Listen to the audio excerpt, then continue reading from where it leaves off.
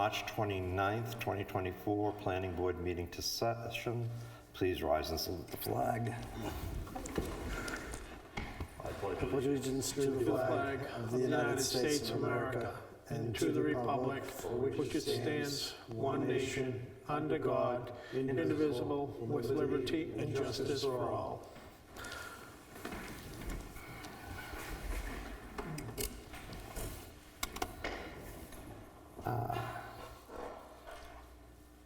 Do we have any nominations for chair? I will nominate Dennis Moran to be the chairman of the Newton Planning Board. I'll second it. We can't hear Barbara. But I just heard her say second. Okay. Mr. Echo. Eddy? Aye. Mr. Ryan? Aye. Mr. Marshall? Aye. Mr. Papachristos? Aye. Ms. White? Aye. And Mr. Moran? Aye. That is unanimous. Can we turn the volume down by chance? That's Loud today. You heard it. Pretty good. Thank you. The next motion will be for Barbara White to be the vice chair of the Newton Planning Board. Actually, this is Barbara, and I would like to nominate Mr. Eddy.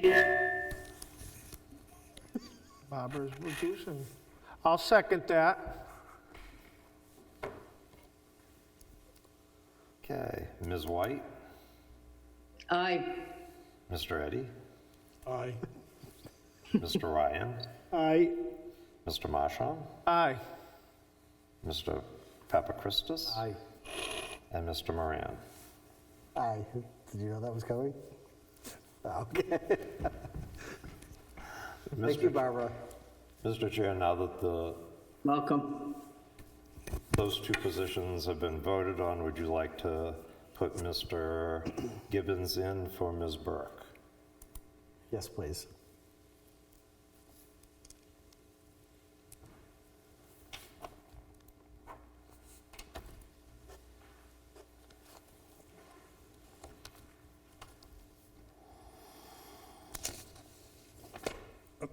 Second. Do I have to actually make a motion?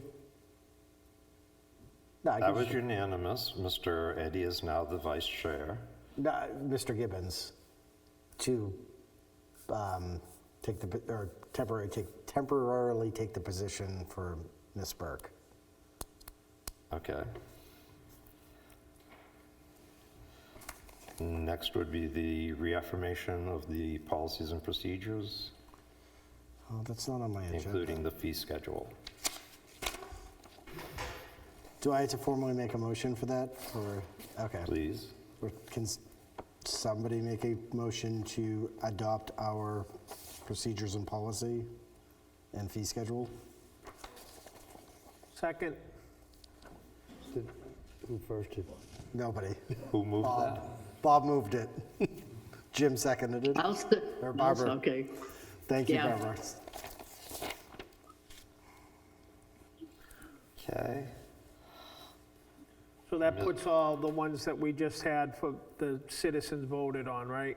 No, this is the Please. policies and procedures manual that you have to reaffirm each year, and the fee schedule, which you actually approved in December, I believe. All right, I didn't know if those were also included with that. I have one question. No, that you'll get a whole new book once I've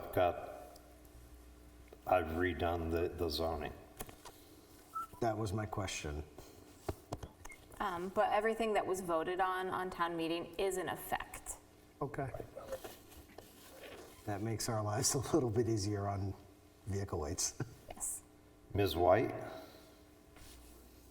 Yes. Mr. Eddy? Aye. Mr. Ryan? Aye. Mr. Marshall? Aye. Mr. Papachristos? Aye. And Mr. Moran? Aye. And Mr. Gibbons, sorry. That's unanimous.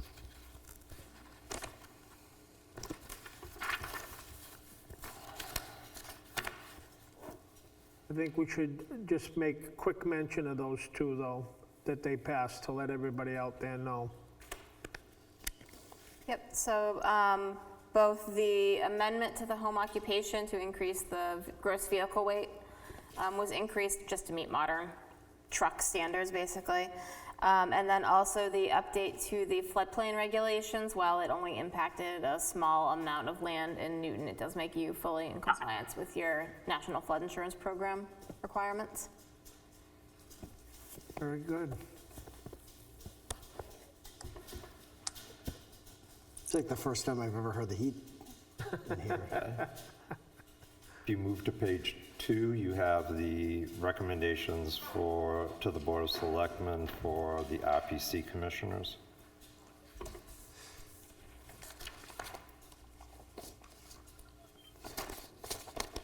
So each municipality of Newton size gets 2 representatives on Rockingham Planning Commission. Jim is 1 appointment, and you've had 1 additional individual willing to serve.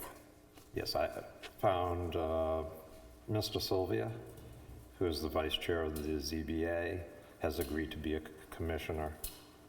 He would also, if the planning board does any master plan work this year that they need a committee for, he would like his name to be considered. I can't object to that. Fine by me. Thank you. He's probably not listening, though. The 2 names need to be moved to recommend, because the Board of Selectmen actually does the appointments. And I'm guessing, Bob, you can't move that. No, can you? I'll make a motion. Thank you, For Barbara. Mr. Doggett and Mr. Sylvia to be appointed for RPC commissioners. Second. I think that was Bob. Jim, Ryan. I just said that, given that Bob's on the Board of Selectmen, I didn't want him to make the motion to appoint somebody. I don't Ms. think it White? matters, but Yeah, no, it's all good. Aye. Mr. Eddy? Aye. Mr. Ryan? Aye.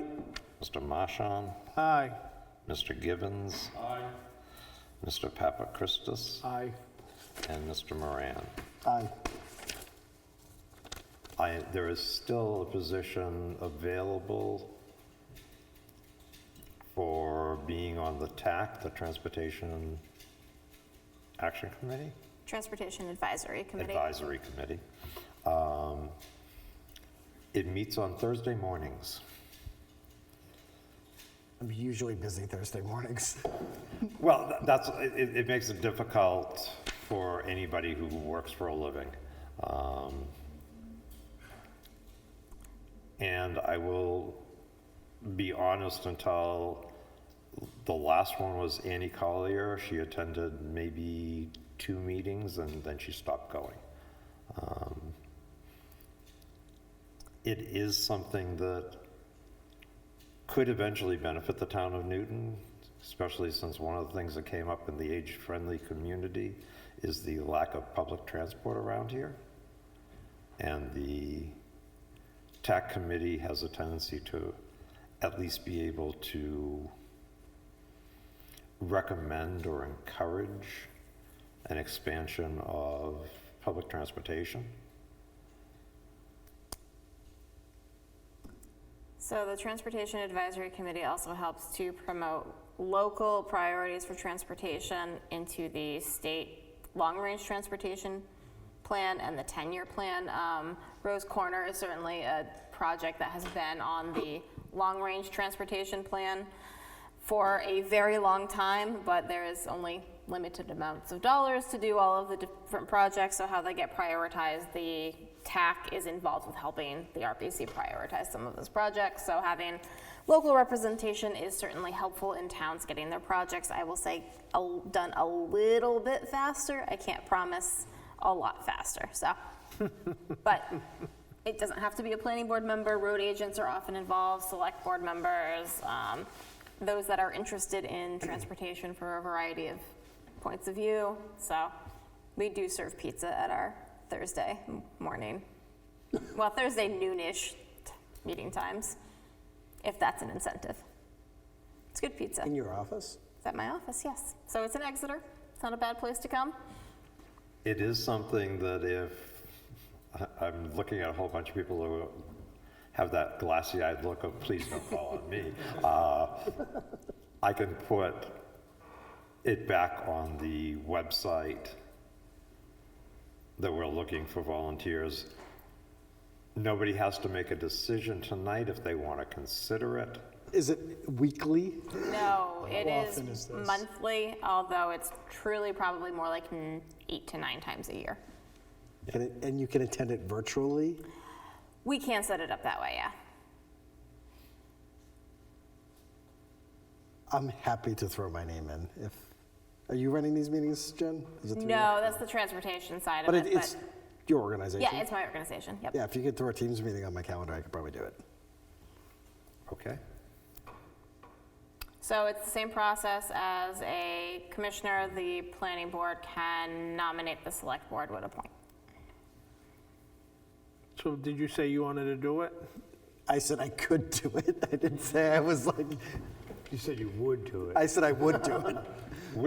Would you like me to pencil you in, have a chance to look at your schedule? Because as I look at the board, there's nobody on this board who anybody could say has a lot of free time.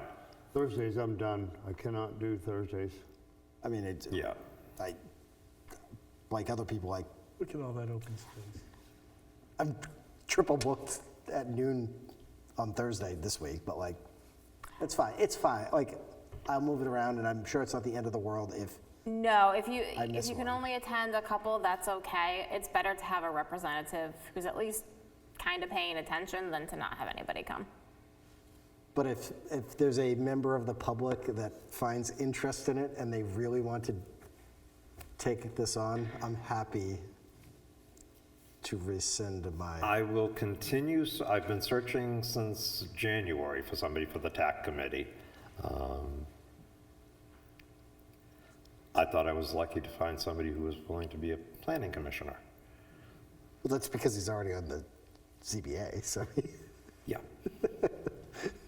Can Yeah, I, just keep it open. Keep it posted, Jim. I will think about it, but I have to talk to the other Okay. guy because And it I'm already involved in a bunch of different things, so. can I make a recommendation then? That you could temporarily appoint Dennis while still advertising until such time someone who has the full-time willingness or ability to attend comes forth? And the town of Newton is allowed to have an alternate Yep. for the TAC. Perfect. So, Or nominate Dennis as the alternate. I can't commit until I Either talk way. to the other, Yep. the other half, because otherwise, Be in trouble. I don't want to throw 55 years of marriage out the window. That's advised. I'll make a nomination to nominate Dennis as the alternate. I'll second that.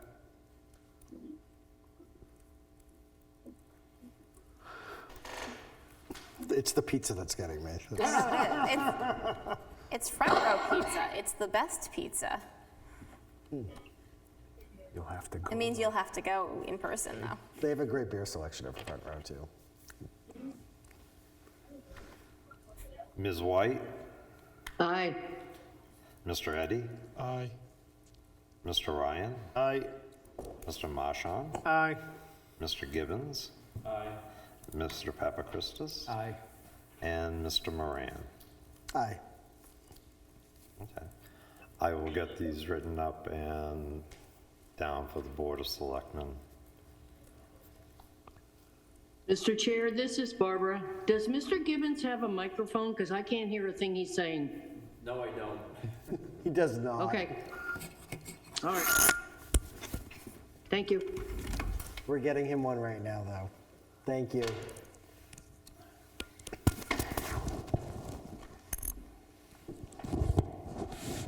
I'll summarize it for you. He did not want to nominate himself for this position because he was afraid his wife was going to get mad. I need to check with her first. Yeah, you can check with her. Yep.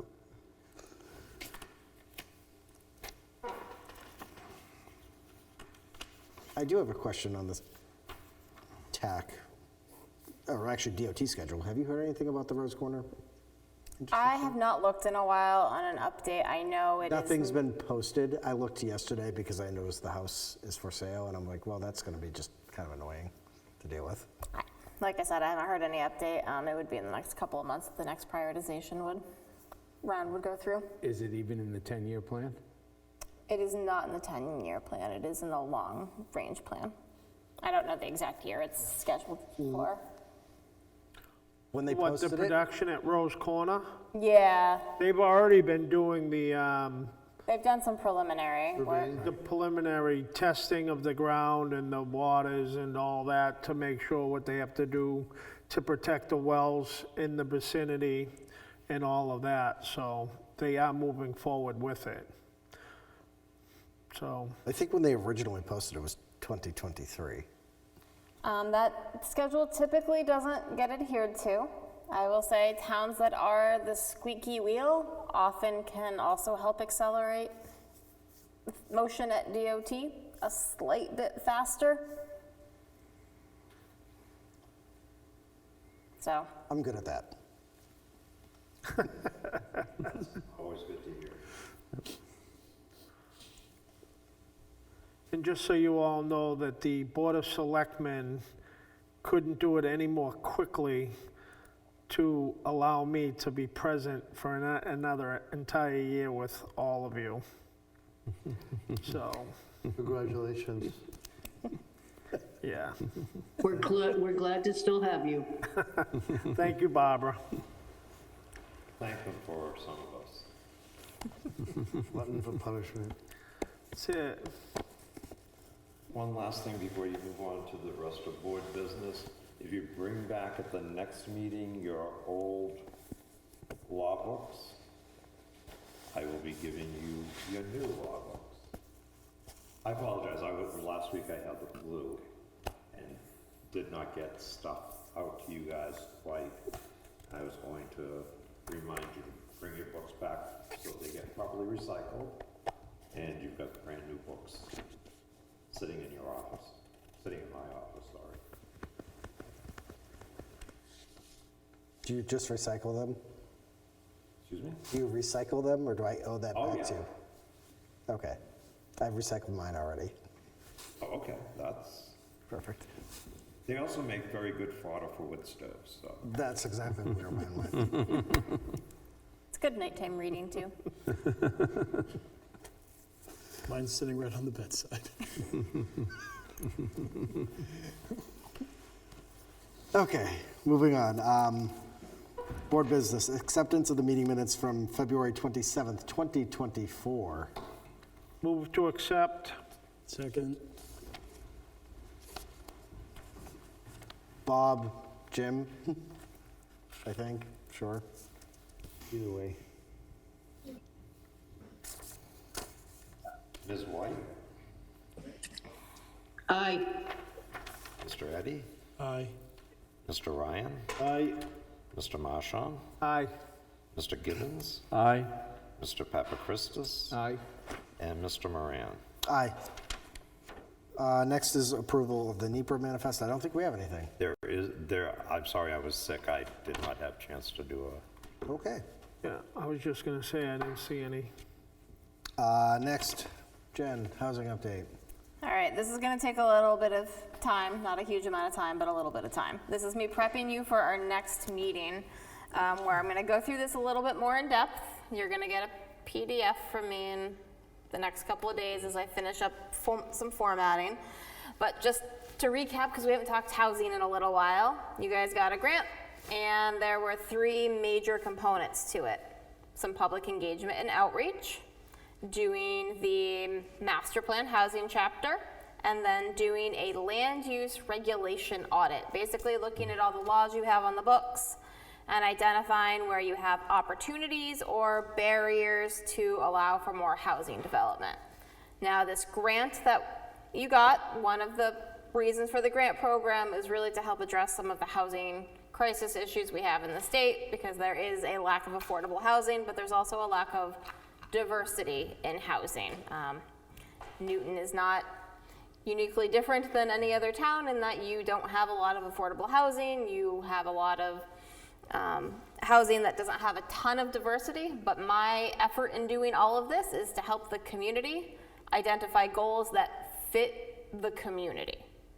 Not for any other agenda than that, but there are also some state laws that all municipalities in New Hampshire that have zoning have to meet. So that's the other prong of this project, is helping you get recommendations and goals that fit your community while also making sure that you are at least meeting your state obligations. And meeting your state obligations does not necessarily mean that we will have big high-rise apartments coming to Newton. Yep. Are there communities in the state that do not have zoning? There are 16, none in Rockingham County, none south of Concord. Okay. So yes, there are some. I was just listening to your word choice, and I was, It's I'm guessing it's very far north. a few in the Upper Valley, a few up in Coos County mainly.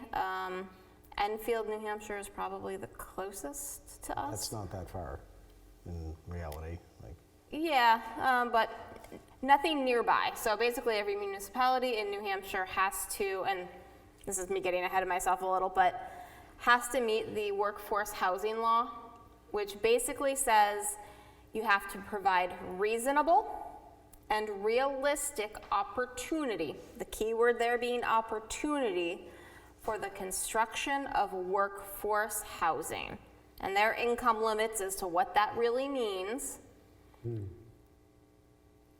So that is what I'm trying to make sure that you are at least providing opportunity. It does not mean that any of the land value in Newton is going to likely accommodate a lot of workforce housing, but there are other ways of getting to housing diversity that aren't necessarily workforce housing. And by workforce housing, I do not mean exclusively Section 8 housing. I do not mean low-income housing. Those are part of that definition. They are not the sole part. Workforce housing can cap out at about a $400,000 purchase price for a home. So like a $400,000 condo, possibly a home in some places. So that's a lot of background for a few things I'm gonna run through to get to the end of this grant. The grant does run through July, but I would like to get us done with the projects and the outreach for it by early June, just because once you start doing things in the summer, no one pays attention.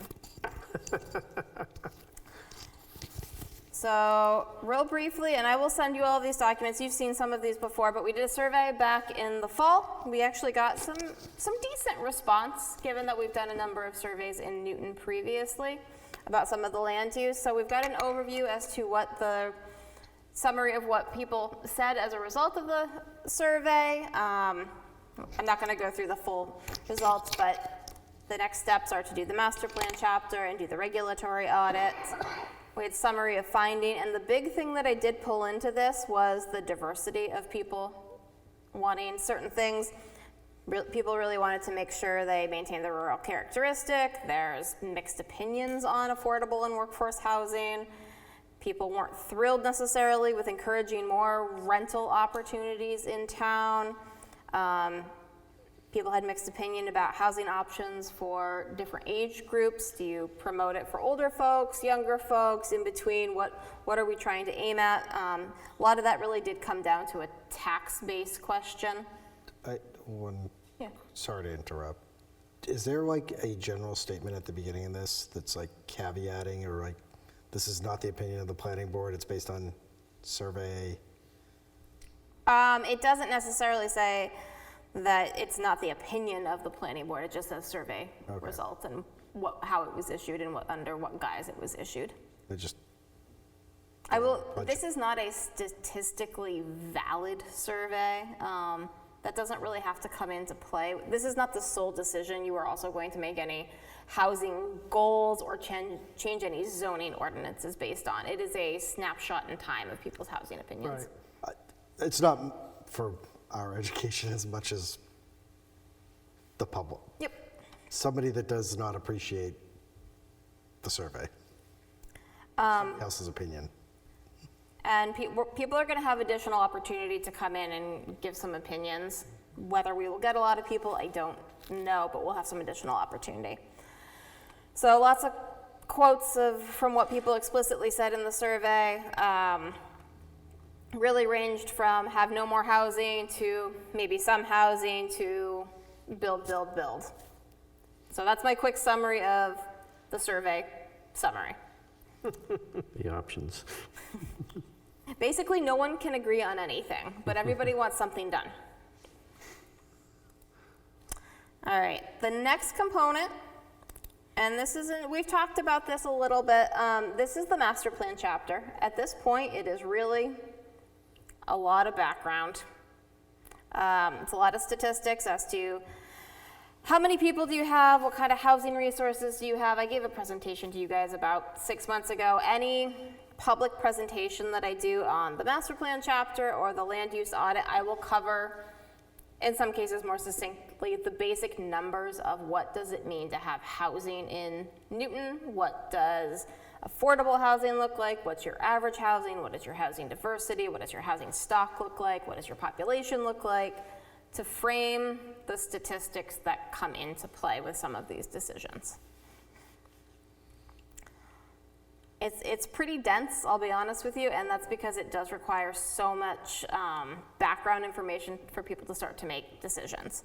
Gives an overview as to what the state law is, what the housing needs assessment tells you, what a fair share analysis.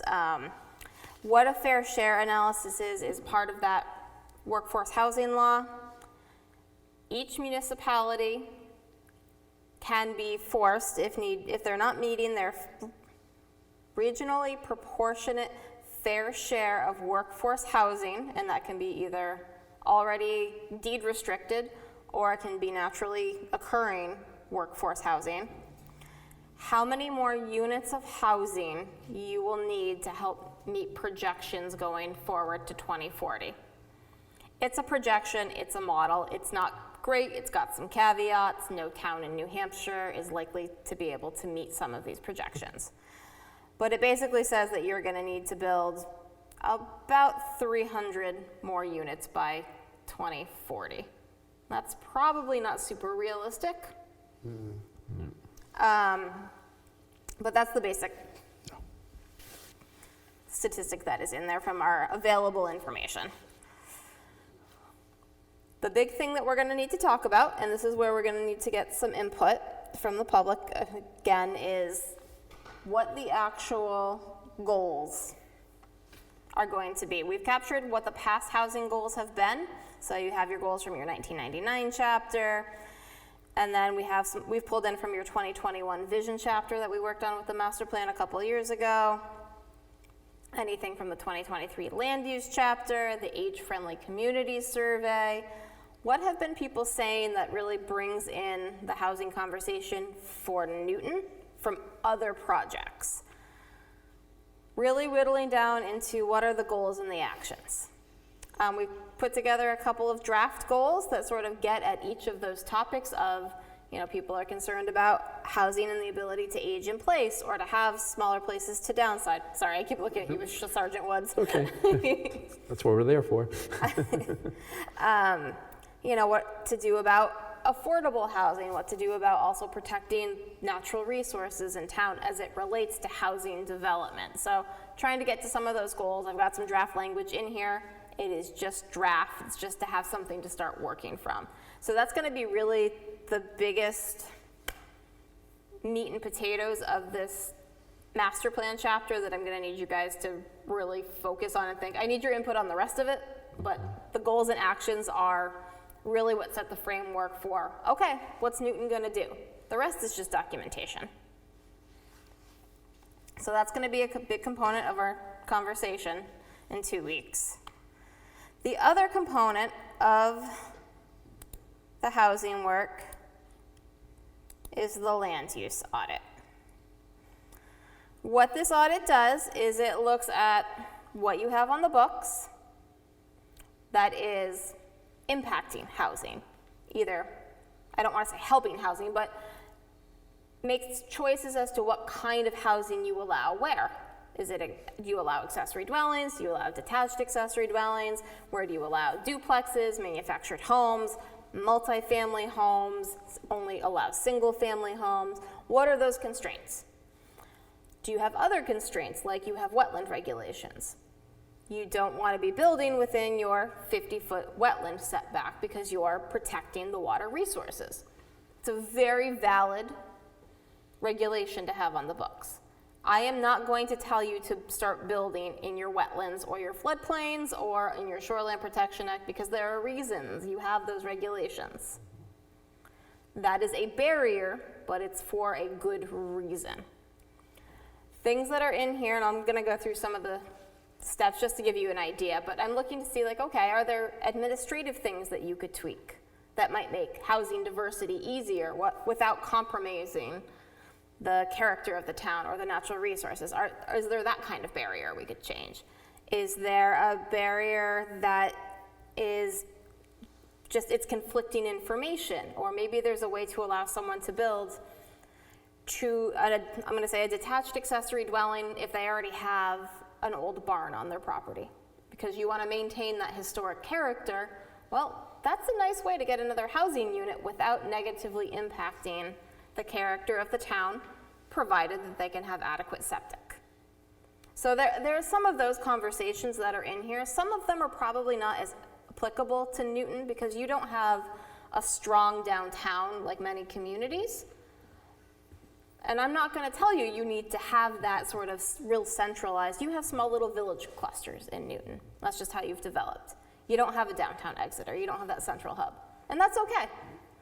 Some of these tools fit better, and some of them we're just evaluating to show that they don't fit Newton, either because people don't like them or you don't have the infrastructure to be able to support them. So we're documenting your ability to do X, Y, and Z, or not do A, B, and C. So you're going to see a few things in here you're probably not going to like, but that's because I need to at least document it for you to help prove that you've looked at what you can do to provide that reasonable and realistic opportunity and increasing housing diversity. All right, that was a big long-winded intro to what I'm going to show you. Okay.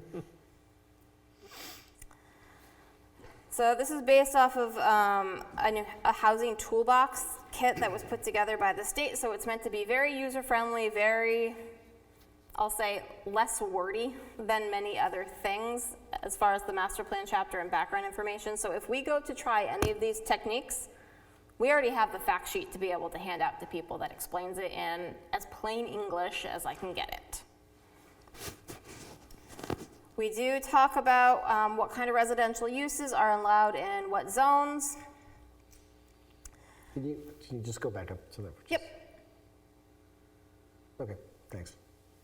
I am going to specifically call out duplexes instead of only having it talk about multifamily, because I think for Newton that's actually needs to be called out a little bit more than in some communities. But I was wondering, you don't have detached, but accessory dwelling units either, but that's no across the board in Newton, correct? Correct. We do talk about detached accessory dwellings, but as far as the types of homes that are allowed, we do have a little matrix. This kind of explains what the graphics are, but we evaluate for like how much housing are you potentially going to get if you try this change, how much impact on the community character is there likely to be, good or bad, but how much impact does the community even support the effort? How feasible is it? Is it easy to adopt? Is it going to have a lot of infrastructure investment that's going to be required to do it? You know, is Newton going to build a sewer system in the next 50 years? Probably not. So that's not very feasible to build something that would require large septic capacity sewer capacity. The entire document can more or less be summarized in this impact summary. So these are the different strategies that can be used on the left, and then we evaluate what's the housing impact, community character, support, or feasibility of those different efforts. And are these placeholders right now? These are not so much these are all of the strategies that we've evaluated. Okay.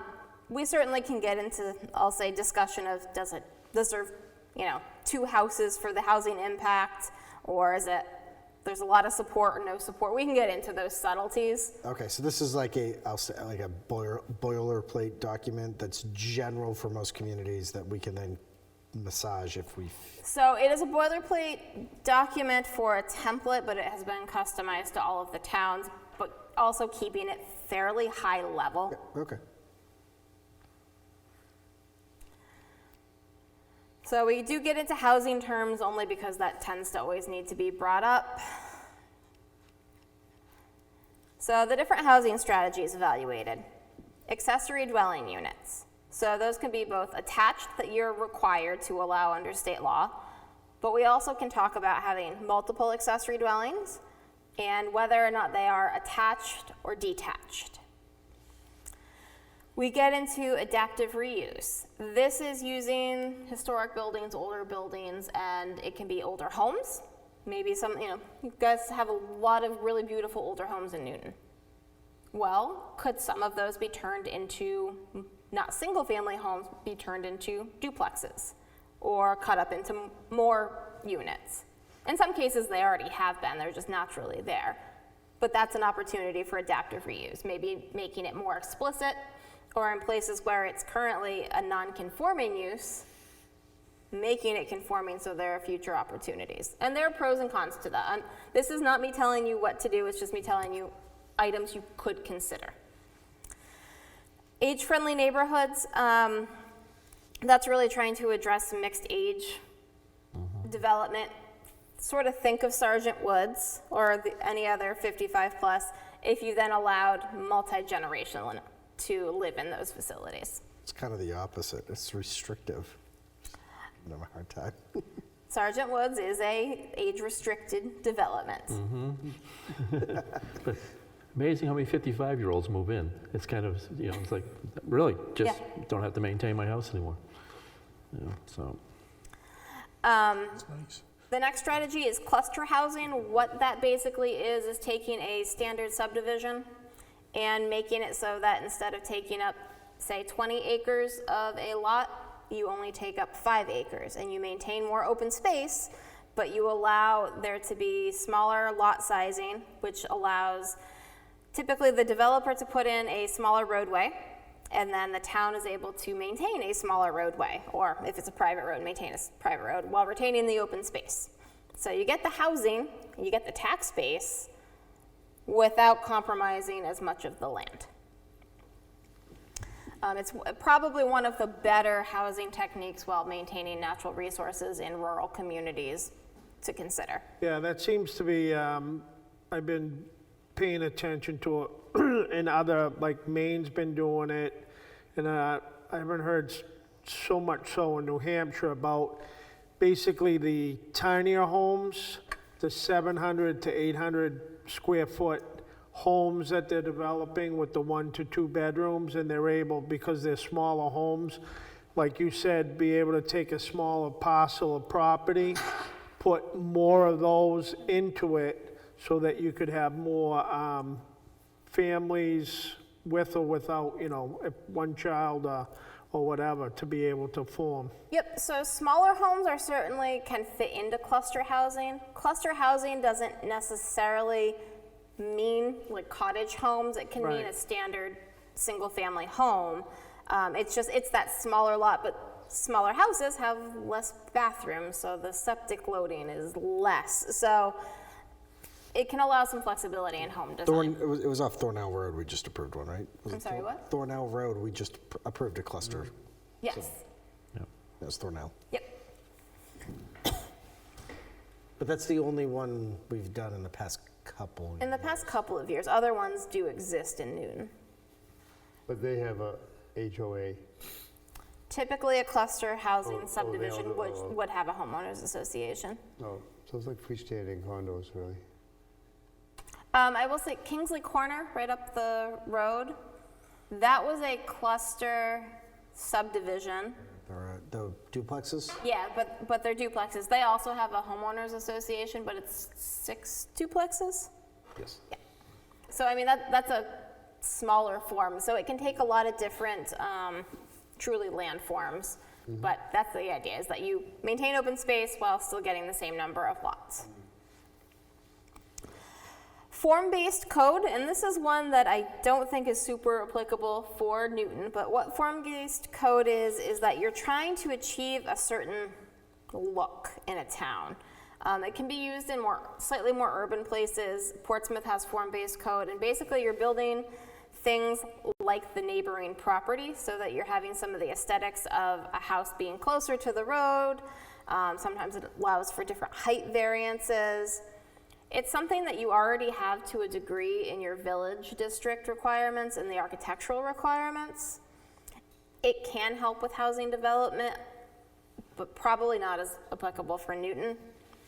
It's really just me trying to capture what you might be able to use or not. Inclusionary zoning. What that is that it can be a standard subdivision, it could be a cluster subdivision, it could be a site plan if it's multifamily. It encourages that if you were to maybe, under normal circumstances, get 10 housing units, you may allow someone to come in and build 2 extra housing units if they maintain that a few of those units will be qualified as affordable housing. There will be income restrictions, whether it's for ownership or rent. There are methods of doing that, but to get more workforce housing, to get more affordable housing in town, you're giving a density bonus. You're letting someone build a little bit more to offset the cost so they can build the market rate units. The reason we very specifically have to include this one is that under the state law, if you will have an inclusionary housing zoning ordinance, a workforce housing law, then you automatically have met the requirements of providing reasonable and realistic opportunities for workforce housing. If you have that exact ordinance, and there can be tweaks, and it only has to be applicable to 50% of the land area in town. And there are a few other caveats, but if you have that, you are in compliance with the law. So that's one we're definitely going to talk at some length about. And we currently do not. You currently do not. I would say about 25% of communities have an inclusionary housing ordinance. So you're not unusual that you don't. I'm aware Portsmouth has it. Yep. I don't personally, but people in my office deal with it like daily.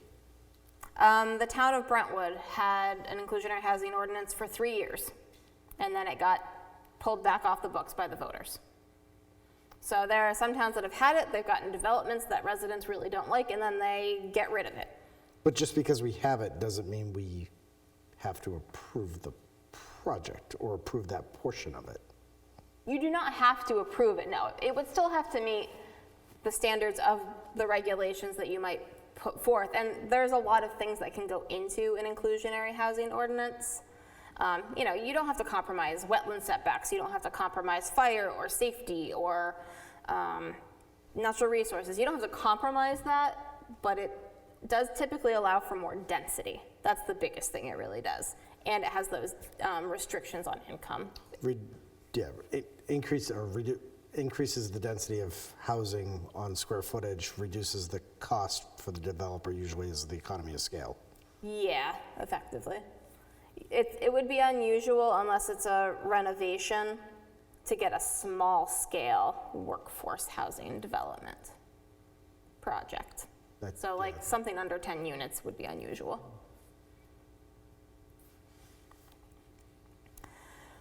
Infill development, basically allowing a little bit more density in already built up areas. For Newton, that would really be in the small village areas you sort of already naturally have. Allowing more manufactured housing. is another option. That's really just because it's kind of getting to that smaller home aspect, and manufacturers housing in New Hampshire is considered real property, so it qualifies as a housing unit. We're a little unusual as a state because of that. Allowing more mixed-use development. Newton, through your village districts, already does this at a good scale probably for your community, but we can look to see if there might be some feasibility and administrative tweaks that we can consider making that might make that a more used ordinance. Your village district ordinance hasn't been used really all that much. Planned unit development is just allowing a variety of mixed uses and densities. The reduced zoning and subdivision requirements, those are things like allowing smaller lots, requiring less frontage, allowing bigger heights of buildings. But the other thing it can do is that when we have smaller multifamily developments, you can also change some of the procedural aspects with that, or some of the design requirements. The biggest one that I'm starting to see pop up and I've kind of become a fan of is that when you're having smaller residential developments, so between 3 and 8 units, instead of requiring them to follow the International Building Code, you allow developments to follow the residential code. So basically, smaller developments aren't having to meet the same requirements as big commercial development or big scale apartment complexes, while still maintaining their fire safety rating. It can make it somewhat less expensive. So it's really aimed at those smaller developers and smaller property owners developing those small scale. It doesn't mean you're going to get workforce housing out of them, but they typically tend to be more of the rental and smaller dwelling unit size when you're doing that. So that's kind of an administrative opportunity to put forth. There are also a couple of taxing strategies really to get the infrastructure in place for allowing for more housing. TIF districts, tax incentive financing district, they have only worked in a couple of places. They're probably not likely to work in Newton. It's typically been able to be used for expanding water and sewer in most communities. You can do transfer of development rights, which basically is, we'll let you build denser over here if you preserve the land over there. It can work out really nicely, but the administrative program that has to be set up is usually a big barrier. There's only 4 communities in all of New Hampshire that use transfer of development rights, Dover being the closest one. And they have the staff and administrative capacity, honestly, to handle it. And they implemented it at a time before they started to grow. So they're kind of a unique situation. And then there's also the workforce housing law. This is a little bit different than inclusionary housing in that it is really aimed at building higher percentages of workforce housing rather than just incentivizing the workforce housing. This is not going to work in most communities. Just going to really, I can see you're getting a little too much housing. I'm almost done, I promise. But with each of these strategies, I do talk about what is it? Do you allow it? Do you not allow it? What are some of the benefits? What are some of the constraints? That's typically infrastructure and also public perception. If you don't do anything, if you don't change anything on this strategy, what is the cost? Well, you might not get a lot of housing. You might not have the flexibility to do A, B, or C. And if you were to do something, what should you consider? What are things that you should keep in mind? So I go through that evaluation with every single one of these strategies. Again, it's meant to be pretty simple language because it gets overwhelming really easily. But this is what I'm going to really want to walk through the draft with you guys with at the next meeting. Yep. A question. Is there like, so this is kind of, as you mentioned at the beginning, more of a, a slightly personalized boilerplate, if you will. Is there kind of, outcomes with, for example, if we follow this path, there's more taxable dollars to be used for X, Y, Z.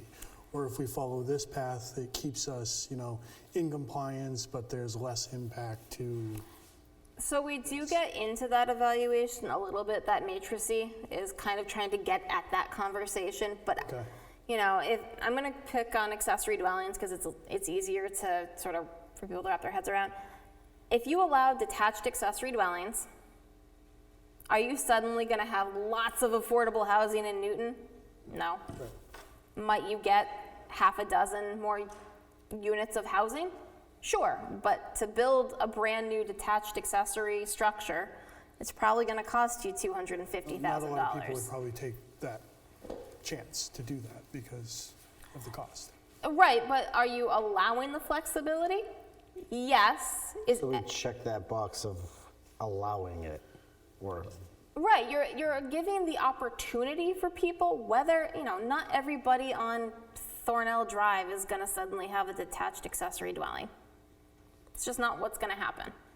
But there might be one person who, having that flexibility makes them able to stay in Newton or buy in Newton, or, adult children can stay in Newton, or mom can come and live with the family. So that it just is increasing the diversity of housing. You have a lot of single-family housing in Newton. Yeah. You have actually more multifamily housing than many similar communities because you have so many older houses that had already been chopped up. Like that's actually a good thing for Newton, to be honest, compared to a lot of other towns. You have more naturally occurring diversity. So Yeah. I do get to the taxes a little bit, but it really depends on what choices you're making. I understand the compliance piece. I guess I'm more so kind of by allowing this or by disallowing this. Aside from the compliance piece, what are some of the observed impacts in other? So we can certainly have part of typically kids in the schools are the biggest tax impact people question. Right. Especially if you're going to bring in families. That's 55 pluses are seen by many communities as a great opportunity because they're getting the property tax without the school impact. Yep. Right. The problem with that is the numbers just don't really play out. That building 50 new housing units is not going to bring 200 kids into the school. Because you already have the cost invested in the school, so that's just the school existing is your biggest capital cost. There is a certain point where if you were to bring in hundreds of more units of housing, yes, it will impact the school without question. Yep. That is happening in a couple of communities. Dover is one because Dover has grown by so much in the past 15 years. That they're having to have a lot of renovations to their schools, and so their school taxes are going up. But most schools in the state of New Hampshire, and especially in Rockingham County, are well below their capacity. 30% is about the ballpark, so yes, you might have to pay more teachers, you might have more special education needs, but you already have the biggest cost for the school, which is the physical school. So the tax thing absolutely comes into play. Sometimes for 55 pluses in more rural towns, the fire and rescue services go up. Right. Or if you have more commercial, industrial, and retail, the police costs typically go up. Are in 3 locations. So yeah, how the taxes play out certainly makes a difference. But a lot of the arguments, a lot of people tend to bring to those conversations, that it just doesn't play out as significantly as they first anticipate. Fair enough. Yeah, no, that makes sense. And I was just kind of seeing if there's an attached kind of observed pros and cons, if you will. You're looking for a column with dollar signs? No, not necessarily, but just kind of more so to be able to kind of explain back to the public of kind of this is, potential impacts, minimal impact, more significant impact, that kind So of generalization. you just gave me the best segue ever.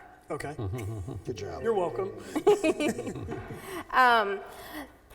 The one thing this audit does not do, except for a few small, very specific tidbits, it doesn't write or rewrite regulations for you. Right. That is beyond the scope of this. We did get word that there is going to be another round of grants that paid for this work to actually do the regulatory work. What this audit is intended to do, and the master plan work, is to help, if you guys wanted to, or regardless of the grant, identify, okay, what regulations might we want to look at to consider changing? If it is that inclusionary housing ordinance, and that would be a big regulation to work on, you would have to do exactly what you're talking about. Explain why should Newton be doing this? Right, okay. What are the pros and cons? What is the likely impact? So the grant, or we can do it through some other, it could be locally paid for, there's a lot of ways to do it, can help to explain when we go to do a regulation exactly what you're talking about. So we have to change the regulation or propose a change in the regulation for the voters to then vote on. Yes. But getting some funds or some ability to explain, especially the bigger ones, if it's just a small one, you might not need to do this. Like allow detached accessory dwelling units up to, what's our limit, 750 square feet, 800? 800. 800? Like that would just be like Jim editing a couple words. I mean, honestly, even that, detached accessory dwellings, people Are go, you saying detached? Yeah, I was Yeah. just using that as an example because it was the easiest one Yeah, for me to the- articulate.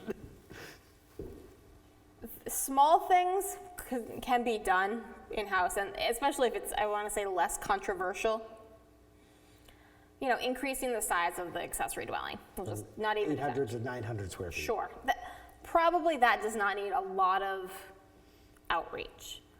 Allowing detached accessory dwellings probably would require more than you would think, because that tends to rile people up. For good or bad, it just, people tend to have strong opinions about it. You know, changing which building code you might do for smaller housing development, probably not something that's gonna cause a lot of heartache with a lot of people. It doesn't mean you wouldn't go through the public process and everything, but the understanding probably doesn't need to be as robust for people to be in favor of it.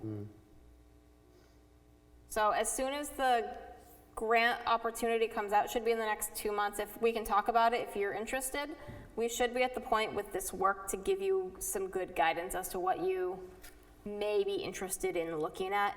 And there would be no obligation for anybody to actually adopt anything we go through, but it would provide the opportunity to further the conversation. How much is the grant?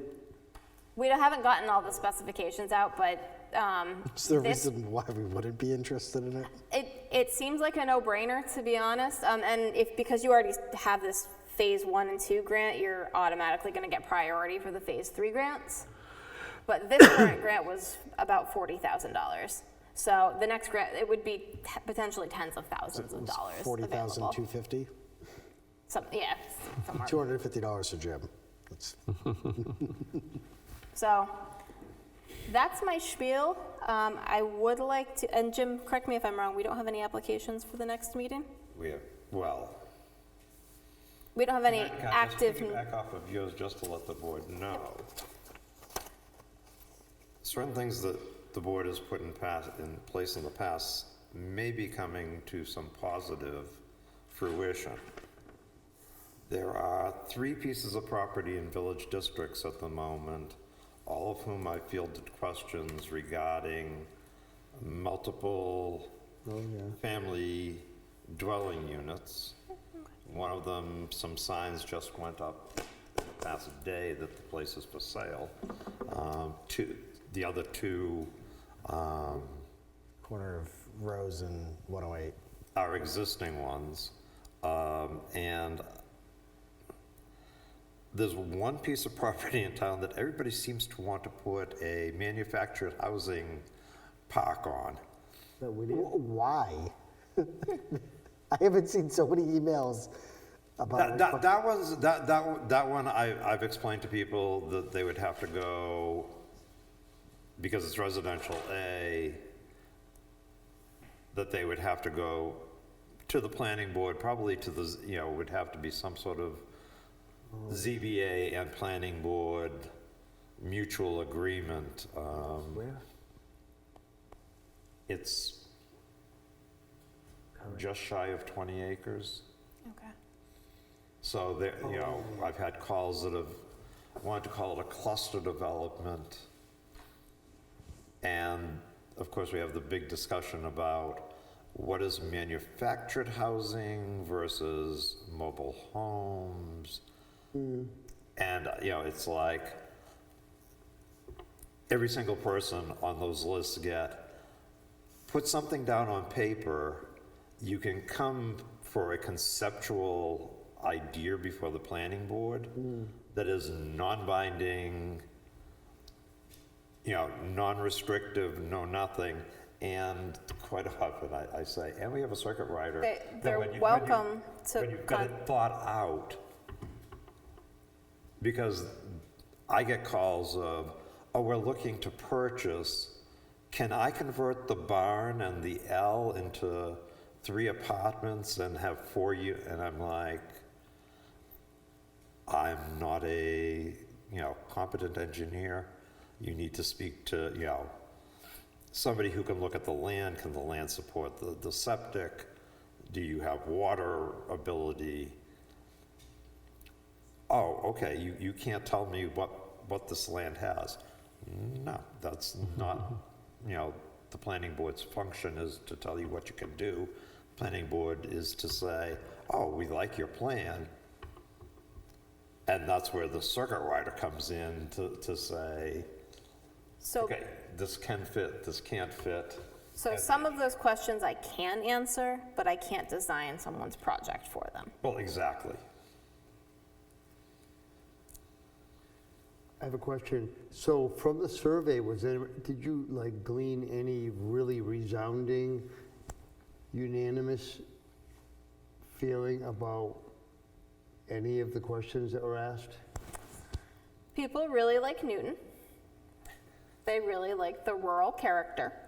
Many of the people that like the rural character and don't want to see change are typically either people that have lived here forever or they're very new.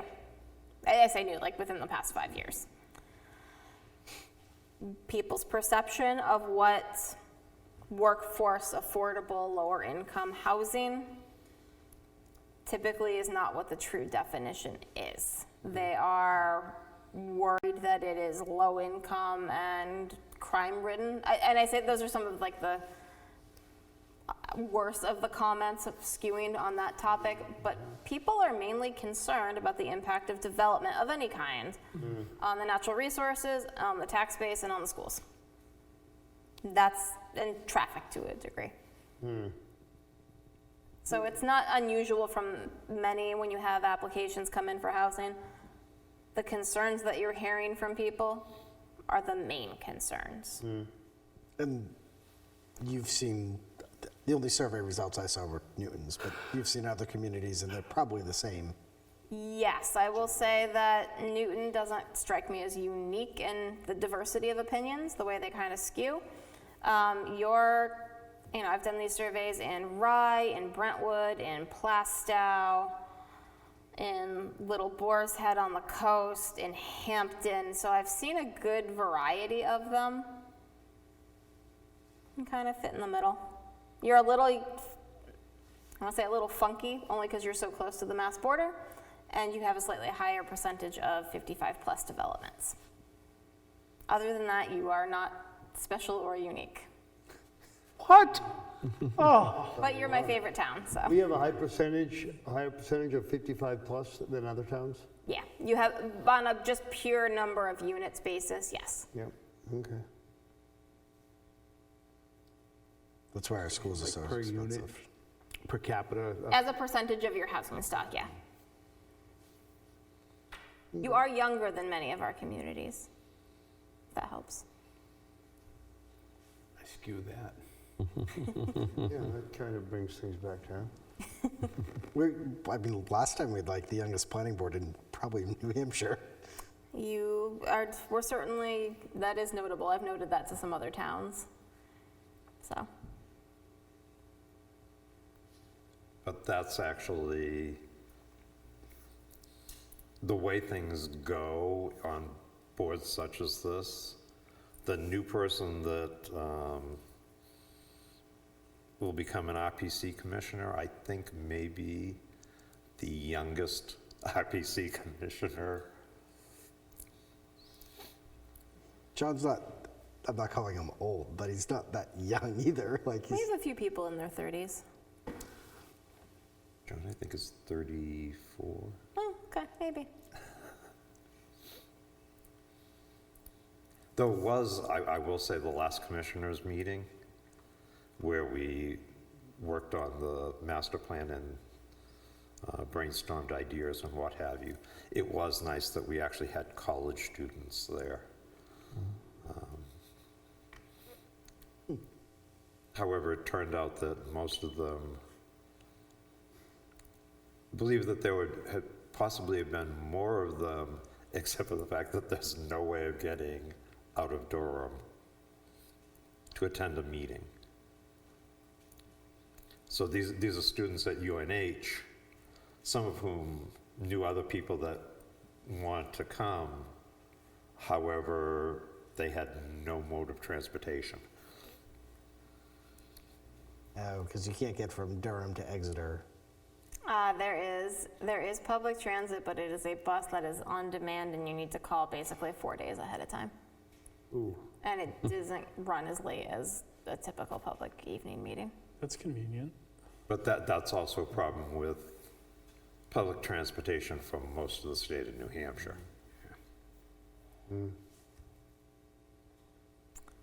So are you guys all really excited to talk about housing on April 9th? Yes. Yes? We can't do it on the 8th, it's the eclipse, school's off. We will not do it on the 8th. Release.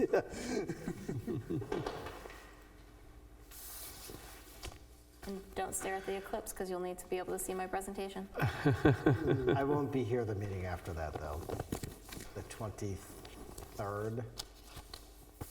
I will also not be here.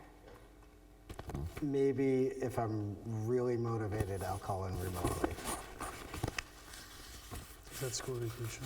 Put it this way, at the moment, there is nothing scheduled for that.